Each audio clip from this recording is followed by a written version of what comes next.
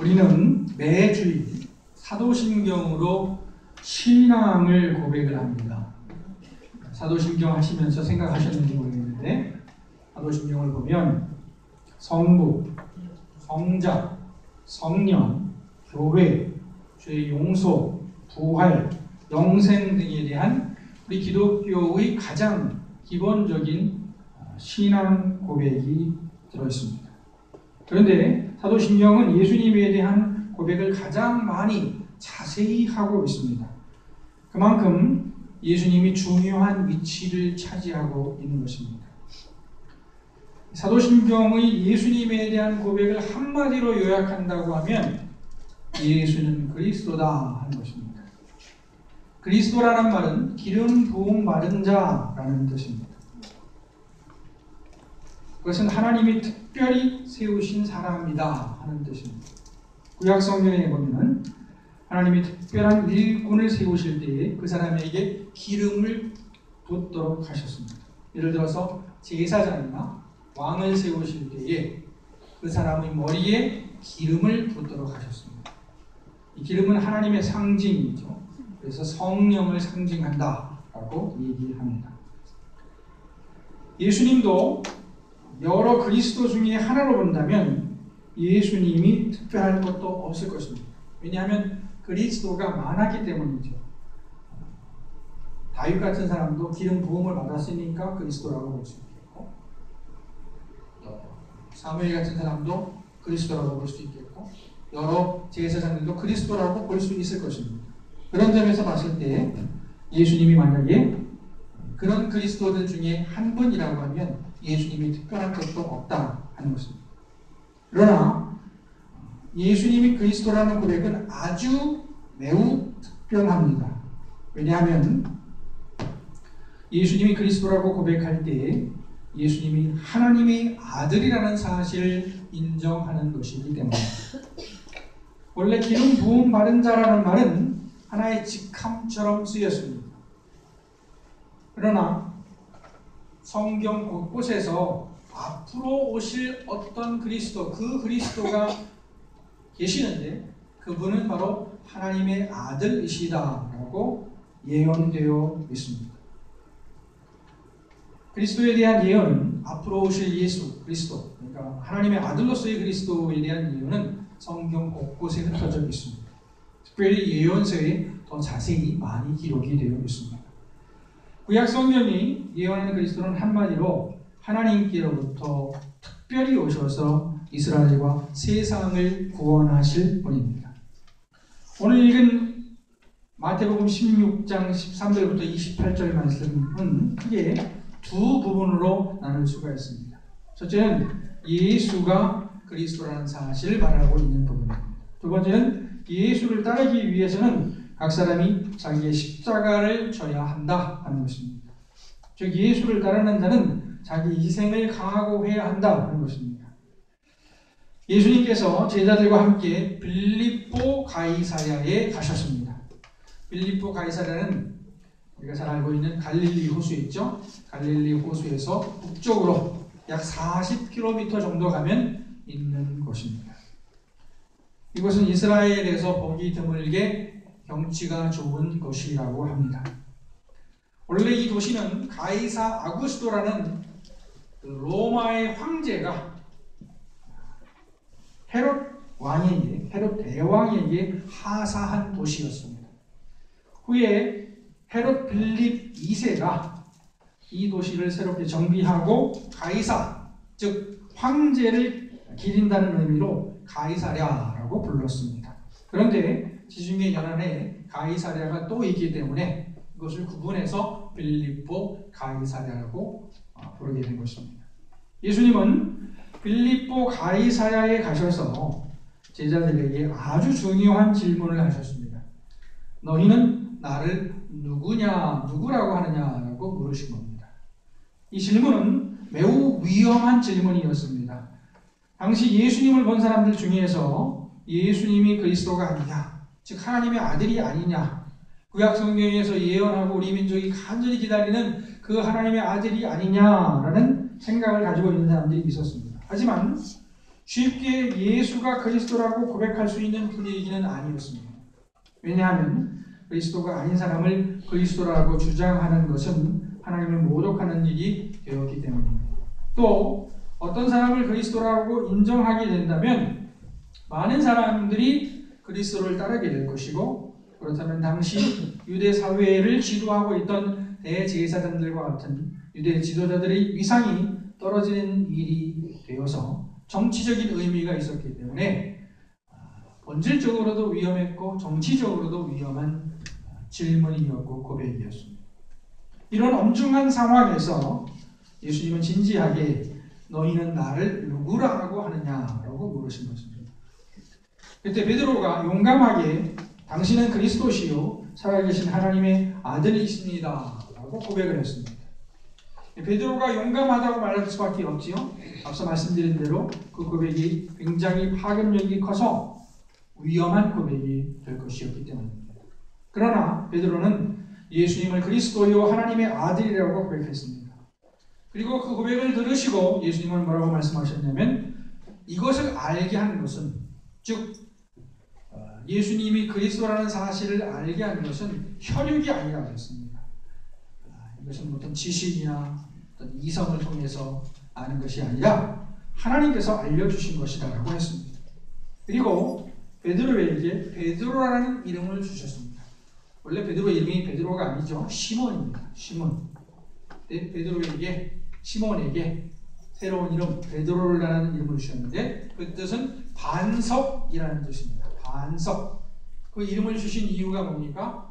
앞으로 예수님의 교회를 그 반석 위에, 베드로 위에, 그 신앙 고백 위에 세우시겠다 하는 의미로 반석이라는 이름을 주셨습니다. 예수님은 그리스도이십니다. 이것이 성경이 우리에게 말하는 매우 중요한 사실입니다. 왜냐하면 예수님이 그리스도라는 말은 예수님만이 우리를 죄에서 해방시켜 줄 수 있는 유일한 분이라는 뜻이 되기 때문입니다. 우리가 사는 세상을 다문화, 다원화 세계라고 합니다. 지금 세상은 소통이 엄청나게 빨라졌습니다. 이전에는 미국에 가려고 하면 조선시대 때 얘기했죠. 미국에 가려고 하면 배를 타고 한 달을 갔어야 했다고 합니다. 그러나 이제는 미국에 가는데 하루도 걸리지 않습니다. 인터넷이 발달해서 아예 이제 미국 갈 필요도 없습니다. 해외여행 가실 필요도 없어요. 그냥 인터넷으로 다 보시면 해외여행 다 됩니다. 옛날에는 국제전화가 비싸다고 해서 미국에서 전화 왔다가 막 달려가가지고서 빨리 전화를 받아야 되고 긴 얘기 못하고 전화하고 빨리 많이 나온다고 해서 끊어버렸습니다. 근데 요즘에는 저는 미국에 있는 우리 친구 목사님들하고 카톡으로 대화를 주고받다 보니까 돈 들 일도 없습니다. 이렇게 시간과 공간의 제약을 넘어서 소통하는 세상이 되다 보니까 자연스럽게 여러 문화가 교류하게 되었습니다. 그래서 요즘 세상을 다문화, 다원화 세상이라고 합니다. 다문화, 다원화 세상에서는 절대 진리라는 것이 없습니다. 여러분도 많이 들어보셨을 거예요. 포스트 모던이라는 말 많이 들어보셨는데 사실은 포스트 모던이라는 말은 모순되는 말입니다. 왜 모순되는 말이냐면 모던이라는 말은 현재를 의미하는 것이거든요. 현재를 의미하는 건데 포스트 모던이라는 것은 현재를 지난 것을 얘기하는 겁니다. 그러니까 항상 우리는 포스트 모던을 살 수 없는데 포스트 모던이라고 하는 것은 어떤 후기 근대성이라고 할까요? 이게 얘기하기도 하는데 어쨌든 포스트 모던 사회에서는 절대 진리는 없다 그렇게 주장을 합니다. 사실은 근데 그 말도 딱 맞지는 않습니다. 예. 포스트 모던이라는 개념이 그렇게 간단하지 않기 때문이죠. 다원화, 다문화라고 하는데요. 다원이라는 말도 재미있습니다. 예, 다원이라는 원자는 으뜸이라는 뜻이죠. 으뜸이라는 뜻인데 다원화라는 것은 으뜸이 많다 그런 뜻입니다. 예, 으뜸이 많다. 제가 생활하다가 보면 센터라는 말을 많이 쓰더라고요. 센터라는 것은 중심이라는 뜻이잖아요. 근데 주민센터도 있고 무슨 센터도 있고 센터가 굉장히 많은데 이것은 다원화를 얘기를 하는 것입니다.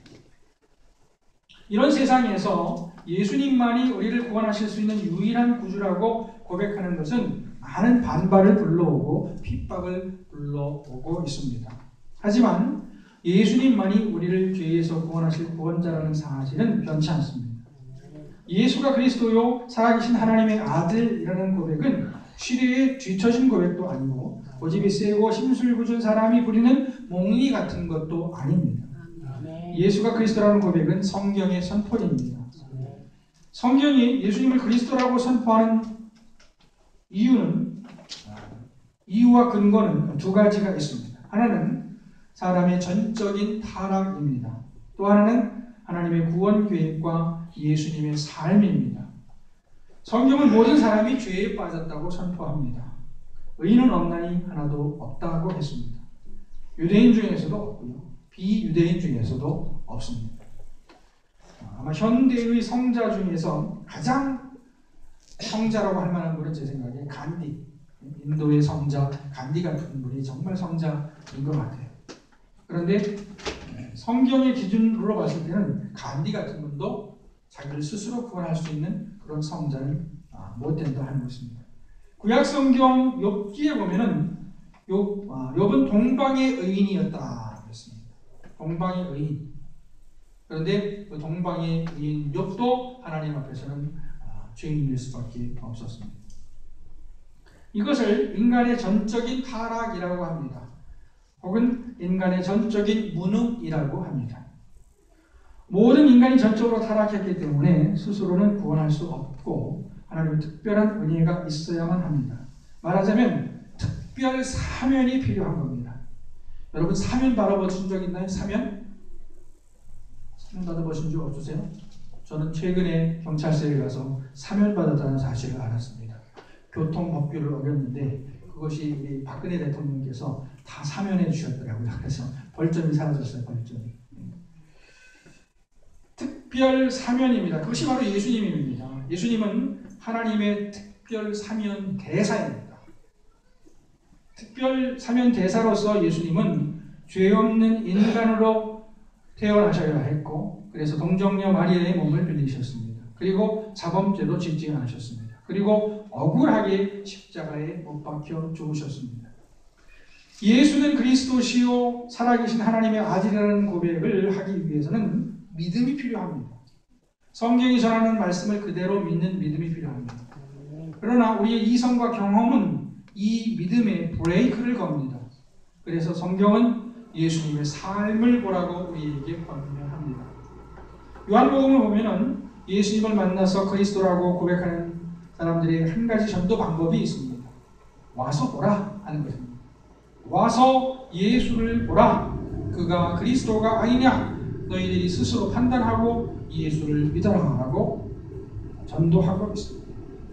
이 전도 방법은 요한복음에 등장하는 사람들의 전도 방법일 뿐 아니라 성경의 전도 방법이기도 합니다.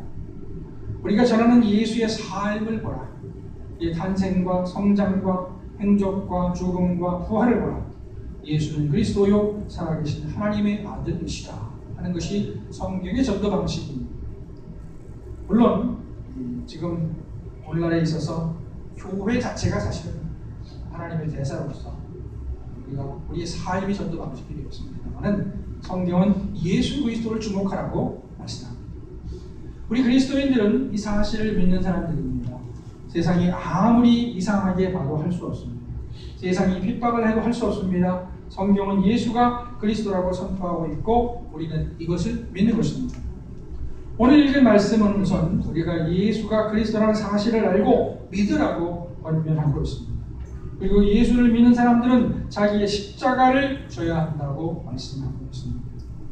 예수님은 자기의 십자가를 짐으로 인류의 죄를 짊어지셨습니다.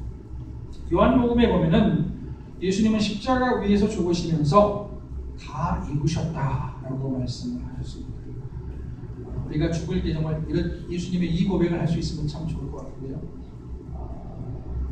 우리는 뭐 수십 대 때로 죄를 다 많이 짓기 때문에 이 고백을 예수님처럼 할 수는 없겠습니다만 참 멋진 고백인 것 같습니다. 다 이뤘다라고 말씀하셨습니다. 이 말씀은 곧 예수님께서 자기의 사명을 다 하셨다는 것입니다. 그리고 예수님의 사명은 6월달 어린 양처럼 인간의 죄를 대신해서 죽으신 것이었습니다. 그런데 예수님은 자기를 따르는 자들에게도 그들도 자기들의 십자가를 져야 한다라고 말씀하셨습니다. 예수님께서 우리에게 져야 한다고 하는 십자가는 예수님이 지신 십자가와 같은 십자가는 아닙니다. 그럴 수가 없겠죠. 즉 우리가 십자가에 못 박혀 죽음으로 누군가의 죄를 대신 질 수는 없습니다. 그렇다면 우리의 십자가는 무엇입니까? 그것은 우선 예수님에 대한 믿음을 지키는 것입니다. 예수 믿는 믿음을 지키고 고난을 당한다 하더라도 그 믿음을 지키는 것입니다. 요즘에 예수 믿는 사람들에 대한 반감이 있다 해서 예수 믿기가 어렵다 해서 쉽게 포기하는 것이 아닙니다. 의리가 있어야 됩니다. 믿음도 의리 면에 있습니다. 의리. 부부 사이에도 그러잖아요. 왜? 사랑에 살다가 나중에 뭐로 살아요? 정으로 살잖아요. 의리가 있는데 예수 믿는 믿음을 지키는 그 믿음이 있어야 되고요. 그것을 지키다가 죽음을 당한다고 할지라도 믿음을 포기하지 않는 것이 바로 십자가를 지는 겁니다. 또 자기 십자가를 진다는 것은 예수님의 삶을 본받는다는 것입니다. 예수님과 같은 가치관을 가지고 살다가 어려움을 당한다 하더라도 포기하지 않는 것입니다. 오늘날 대한민국 땅에서 우리가 예수를 믿음에 있어서 예수를 그리스도로 고백한다고 해서 죽임을 당하지는 않습니다. 예수님이 그리스도라는 사실을 인정하지 않는 사람이라도 우리를 죽이지는 않습니다. 여러분 혹시 누가 여러분이 예수 믿는다고 죽이겠다고 하는 분 있나요? 아직은 없습니다. 앞으로 모르겠습니다. 이슬람 교도들이 이 땅에 들어와서 그들의 세력이 혹시 커진다면 우리를 죽이려고 할지 모르겠죠. 물론 제사 문제로 가족에게 어느 정도 핍박을 받을 수 있습니다. 또 동료에게 왕따를 당할 수도 있습니다. 그러나 그렇게 심각하지는 않습니다. 오늘날 대한민국에 사는 그리스도인들에게 정말 어려운 과제는 예수님을 닮은 삶을 살아내는 것입니다. 하기야 우리가 내려놓기만 하면 예수님을 기쁜 마음으로 즐겁게 따를 수 있을 것입니다. 그러나 우리가 원래 가지고 있는 이기심과 염려 그리고 세상 풍조가 가르쳐준 가치관 때문에 우리는 예수님께서 제시하신 가치관에 따라 사는 것을 매우 어려워하고 있는 것은 아닌가 하는 생각이 듭니다. 세상의 가치관은 한마디로 겉으로 드러나는 것을 따라 사는 삶입니다. 어쨌든 부자가 되어야 하고요. 어쨌든 높은 지위에 있어야 하고요. 어쨌든 아름다워야 하고요. 어쨌든 편해야 합니다. 이 세속적 가치관은 엄청난 파워를 가지고 있습니다. 그래서 우리가 뿌리치기가 힘듭니다. 그리고 어느 정도는 세속적 가치관이라고 하지만 믿는 사람들에게도 허용되는 부분이 있겠죠. 그러나 예수님은 우리에게 자기를 따르려면 세속적 가치관을 버려야 한다고 말씀하는 것입니다. 예수님도 그것이 힘들다는 것을 아셨나 봅니다. 그래서 십자가를 지는 것이라고 말씀하신 것입니다. 그렇다고 우리가 예수님이 우리가 고생하는 것을 보면서 즐거워하시겠다는 것은 아닙니다. 예수님이 우리한테 십자가 오늘 10대들 십자가 지고서 고생하는 거 보니까 내가 참 즐겁다. 그런 말씀은 물론 아닌 것입니다. 예수님의 생각에는 세속적 가치관을 가지고 살지 않고 십자가의 도를 따라 사는 것이 참된 삶입니다. 그 삶이 복된 삶입니다. 그 안에 하나님의 능력이 나타납니다. 그래서 예수님은 제자들에게 십자가를 져야 한다고 말씀하신 것입니다. 우리 그런 표현 있죠. 욕 보세요 그런 말이 있습니다. 경상도 분들이 하는 말이죠. 욕 보세요 그런 말인데 사실 남에게 욕 보세요 고생하세요 이렇게 얘기하는 거는 예의가 아니다 또 그렇게 얘기하는 분도 있어요. 근데 예수님 말씀하기를 욕 보세요 정도가 아니라 십자가를 줘 이 얘기는 죽으라는 얘기가 똑같잖아요. 근데 예수님께서 이렇게 말씀하신 것은 그만큼 어렵다는 얘기가 되겠습니다. 예수를 믿는 일에 있어서 인회적인 것과 지속적인 것이 있습니다. 한 번으로 끝나는 것이 있고 계속해야 되는 것이 있습니다. 인회적인 것은 예수를 그리스도로 고백하는 일입니다. 우리가 예수를 한번 진심으로 주로 고백하면 예수님에 대한 고백을 반복적으로 하지 않는다고 하더라도 우리는 그리스도인이라고 봐야 될 것입니다. 물론 우리가 주일마다 사도신경으로 신앙 고백을 반복적으로 하지만 우리가 그리스도인이 되기 위해서는 한 번의 고백만으로 충분합니다. 그러나 지속되어야 할 것이 있습니다. 그것은 예수님의 가치관을 공유하고 살아내는 것입니다. 우리가 사순절 기간을 보내면서 다시 생각해야 할 것은 우리는 예수를 주로 고백하는 그리스도인이라는 것입니다. 여러분 그리스도인이시죠? 네. 보시면 이거 분명히 하셔야 돼요. 여러분 그리스도인이시죠가 이게 공산주의자 앞에서도 나와야 되고 무슬림 앞에서도 나와야 되는 겁니다.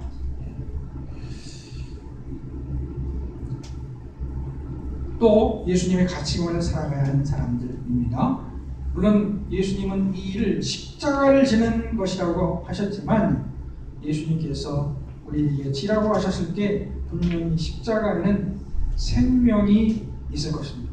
생명에 이르는 십자가가 될 것입니다.